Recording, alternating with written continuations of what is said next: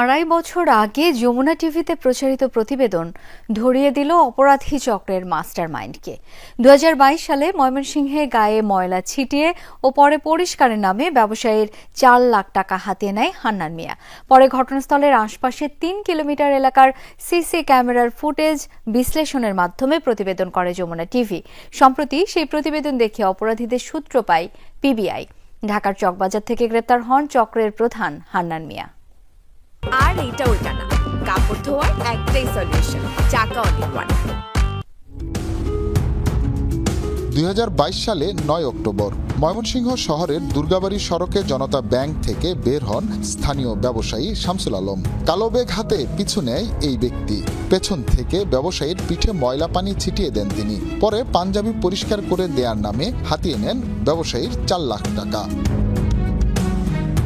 এ ঘটনায় কোতোয়ালি থানায় মামলা করেন ভুক্তভোগী। পুলিশ ব্যর্থ হলে ঘটনার ১ বছর পর মামলার তদন্তে নামে পিবিআই। এক পর্যায়ে তদন্ত কর্মকর্তার হাতে আসে সিসি ক্যামেরার ফুটেজ বিশ্লেষণ করে করা যমুনা টিভির প্রতিবেদনটি। তার ভিত্তিতে গুরুত্বপূর্ণ সূত্র খুঁজে পায় পিবিআই। সিসি ফুটেজটাকে স্পষ্ট করে যখন ব্যক্তিটাকে আমি শনাক্ত করতে পারছি বিভিন্ন সোর্স এবং তথ্য প্রযুক্তির মাধ্যমে, বাংলাদেশের বিভিন্ন প্রান্তে খোঁজখবর নিয়ে দেখি যে বাংলাদেশের বিভিন্ন প্রান্তে সে এরকম চুরি কিংবা আরও বড় ধরনের চুরি এগুলো পেশার সাথে সে জড়িত। তাকে গ্রেপ্তারের জন্য আপ্রাণ চেষ্টা করি। তদন্তের এক পর্যায়ে পিবিআই জানতে পারে আসামি ঢাকার চকবাজারে অবস্থান করছে। মঙ্গলবার রাতে অভিযান চালিয়ে গ্রেফতার করা হয় অভিনব পন্থায় চুরি ছিনতাই চক্রের মাস্টারমাইন্ড হান্নান মিয়াকে। আমাকেও বিভিন্ন জায়গায় খোঁজখবর নিতে বলছে এবং ওনারা নিজেরা প্রচুর চেষ্টা করছে, করে শেষ পর্যন্ত ওনারে এই ২ বছর পরে এড়ায় ধরলো। আজকে 2 বছর পর পিবিআই তাদেরকে ধরতে সক্ষম হয়েছে। পিবিআইকে আমরা আন্তরিকভাবে ধন্যবাদ জানাচ্ছি। যমুনা টিভির এই রিপোর্টটাই মূলত আমাদেরকে উদ্বুদ্ধ করে, এইটাই ক্লু ছিল আমাদের।